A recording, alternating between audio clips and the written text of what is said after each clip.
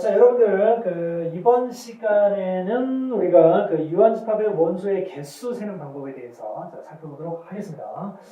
집합 같은 경우도 여러분들이 이제 거의 이제 후반부를 향해서 완전히 치닫고 있습니다. 거의 후반부, 대멸 장식할 내용들은 어떤 것들이 있는지 한번 보겠습니다.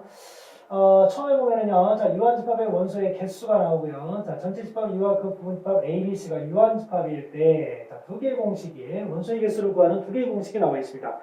그 중에 첫 번째 거를 소개를 하면은요, A와 B 합집합의 원소의 개수를 구하는 방법이 나오네요. 합집합의 원소의 개수를 구하는 방법. 여러분들 이렇게 A집합이 있다고 생각하시고요. 그 다음에 B집합이 있다고 생각을 해보겠습니다. 그러면 A와 B의 합집합이면 이 전체를 의미하는 거죠? 전체를 의미합니다. 그러면 이 전체의 원소의 개수는, 어떻게 우리가 구할 수 있느냐는 건데요. 우선은 여러분들 A집합의 원소의 개수를 먼저 더해보겠습니다. 여기다 한번 써가면서 한번 해볼까요? A와 B의 합집합의 원소의 개수는요. A집합의 원소의 개수를 먼저 더해주겠습니다. 그러면 이만큼에 해당되는 부분의 원소를 그냥 다 더해주겠다는 거죠. 그리고 B집합의 원소의 개수도 더해줍니다. 그러면 이만큼에 해당되는 원소의 개수를 또 더해주겠다는 거예요. 그런데 여러분들 A집합과 B집합에 의해서요, 영역이 몇 개로 나눠졌냐면 이렇게 하나, 그 다음에 이렇게 둘, 이렇게 세 개로 나눠졌죠. 그러면 이 첫 번째 있는 영역은 몇 번 들어갔냐면 한 번 들어갔어요. 그런데 이 두 번째 지역은 어떻게 되느냐면요, A집합의 원소의 개수를 셀 때 한 번 들어갔고요. 그리고 B집합의 원소의 개수를 셀 때 또 한 번 들어갔으니까 두 번 들어갔습니다. 그리고 이쪽 오른쪽 부분은 B집합의 원소의 개수를 더해줄 때 한 번 들어갔습니다. 그러면 A와 B의 합집합의 원소의 개수는요, 이 전체를 이야기하는 거거든요.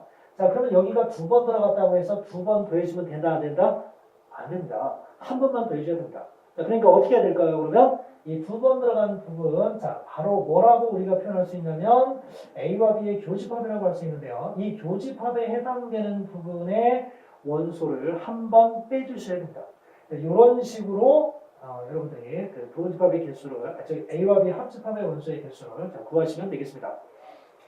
그런데요, 만약에 특별하게 A집합과 B집합의 교집합이 공집합이에요. 여러분들 이런 집합을 뭐라고 한다고 그랬죠? 서로소라고 한다고 그랬죠? 이렇게 서로소 관계일 때는 그러면 어떻게 되느냐? 교집합이 없어요. 0개예요. 그러면 어떻게 됩니까? A와 B의 합집합은 그냥 A집합의 원소의 개수와 B집합의 원소의 개수를 그냥 더해주시면 되겠습니다.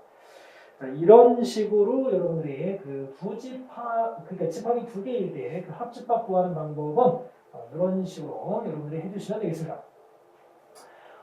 그러면 집합이 세 개일 때는 그러면 어떻게 되는지 한번 살펴보겠습니다. 세 개일 때 공식 엄청납니다, 여러분들. A집합과 B집합과 C집합의 합집합의 원소의 개수는 엄청 길어요. 그러면 선생님이 또 여러분들과 같이 이렇게 벤 다이어그램을 그려서 벤 다이어그램 엄청 많이 사용하죠. 참 고마운 분입니다. 벤이라는 수학자는 이렇게 해서 여러분들 A집합이 있고요, B집합이 있고요, C집합이 있습니다. 그러면 A집합과 B집합과 C집합의 합집합의 원소의 개수를 우리가 알고 싶은 거예요. 그러니까 이 안에 들어가는 영역이 엄청납니다, 여러분들. 하나, 둘, 셋, 넷, 다섯, 여섯, 7개죠. 7개의 영역에 속하는 원소들을 한 번씩만 더해준 거. 그게 바로 합집합의 원소의 개수거든요. 그거를 구할 겁니다. 그러면 일단 이렇게 한번 해보죠. 어떻게 하느냐. A집합의 원소, B집합의 원소, C집합의 원소를 일단 한 번씩 다 써주는 걸로 한번 해보겠습니다. 그러면 A집합의 원소 한 번 들어가고요. 그 다음에 B집합의 원소 또 한 번 들어가고요. 그 다음에 C집합의 원소 들어갑니다. 그럼 이 셋을 다 더하면 어떻게 되느냐. 영역이 7개로 나눠졌는데요. 여기 한 번 들어가요. 그리고 여기도 한 번 들어가고 여기도 한 번 들어가요. 그런데 이 부분은 어떻게 되냐면요. 이 부분은 A집합 셀 때 한 번, B집합 셀 때 한 번, 두 번 들어갔어요. 이 부분도 그럴 것 같은데요. B집합과 C집합이 있으니까 겹치는 부분, 이거 두 번 들어갔습니다. 그 다음에 여기 어떻게 되나요? A집합과 B집합 셀 때 두 번 들어갔어요. 그런데 여기는 어떻게 됩니까? A집합, B집합, C집합 셀 때 한 번씩 다 들어갔어요. 3번으로 들어갔습니다. 이런 상황이 벌어졌는데요. 이거 엄청 복잡해 보이죠? 그럼 이걸 도대체 어떻게 해야 될까요? 천천히 단계를 밟아 가면 됩니다. 요 부분이 있어요. 요 부분. 이게 이제 뭐냐면 A집합과 B집합의 교집합 부분인데요. 거기를 빼버리겠습니다. 그러면 거기를 빼버리면은요. 자, 두 번씩 들어가는 거 빼줘야 되니까. 자, 뺍니다. 그럼 하나씩 줄어요. 2였고 여기 3이었으니까요. 자, 1 나오면 2로 바뀝니다. 자, 그 다음에 요거 들어갑니다, 이제. 자, B집합과 C집합의 교집합을 빼면은요. 자, 요 부분 날려버립니다. 그럼 하나씩 줄어들어요. 그러면 다시 요것도 또 C집합과 A집합의 교집합도 날려버립니다. 그럼 어떻게 돼요? 요거 하나 되고요. 어머, 여기 다 없어졌네. 자, 그럼 어때요? 이 합집합이라는 것은 다 한 번씩은 다 들어가 있다고 그랬거든요. 그런데 이 세 개 공통으로 속하는 이 부분의 원소가 다 빠져버렸네? 자, 어떻게 됩니까? 그러면 그 부분 한번 서비스 들어가야 되겠죠? 이 부분 여러분들 조심하셔야 됩니다. 자, 이렇게 집합이 3개일 때는 합집합의 개수를 구하는 공식이 이런 원리에 의해서 만들어졌다는 거 여러분들 잘 기억해 주시면 됩니다. 자, 그러면 이제 이것도 자, 여러분들 문제를 하나 소개를 시켜드리겠습니다. 자, 밑에 준비되어 있는데요. 자, 세 집합 A, B, C에 대해서요. A집합의 원소의 개수가 12개, B집합은 10개, C집합은 8개, 교집합 3개, 4개, 5개라고 했고요. 합집합이 25개래요. 자, 세 집합의 교집합의 원소의 개수를 구하랍니다. 그럼 얘를 구하라는 건데요. 자, 그러면 이 식이 이렇게 엄청 긴데요. 이 식에다 하나씩 대입해볼까요? 합집합 25개랍니다. 합집합 25개. 자, A집합, B집합, C집합 나와 있는데요. 자, 12개, 10개, 8개 들어갑니다. 자, 그리고 2개씩 교집합 된 거는요. 자, 3개, 4개, 5개입니다. 자, 그리고 마지막 우리가 구하려고 하는 이 교집합은 자, 이걸 모르니까 이거 X라고 한번 해봅니다. 자, 그러면 연산 들어가 볼까요? 자, 이거 더해주면 어떻게 됩니까? 22개에다가 8개 더하니까 30개. 자, 그 다음에 3개, 4개, 5개 빼면 얼마입니까? 요거 2개 먼저 더하면은 요거 마이너스 12 되네요. 자, 그러면 얼마 됩니까? 18 되고요. 자, 그러면은 25는 18에다가 뭘 더해야 되나요? 라는 건데요. 자, X 어떻게 됩니까? 7개가 되겠죠. 자, 그래서 이런 식으로 여러분들 자, 문제를 해결할 수 있습니다.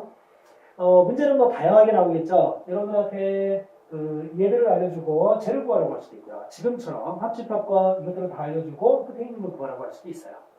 그리고 문제에 따라서는요. 우리가 일반적으로는 이렇게 겹치는 경우를 우리가 많이 생각하잖아요. 그죠? 그런데 이런 경우도 있습니다. 이렇게 A집합이 있고요. 자, 그 다음에 B집합이 있고요. 또 C집합 이렇게 있는 경우도 있어요. 그러면 이 경우는 무슨 얘기냐면요. A집합과 C집합의 교집합이 없어요. 그죠? A집합과 C집합의 교집합이 공집합이에요. 그럼 어떻게 됩니까? 이 부분 꽝 되고요. 얘가 꽝인데 얘는 당연히 꽝이죠. 그죠? 네. 세 개의 공통 부분은 있을 수가 없죠. A하고 C하고 떨어져 있으니까.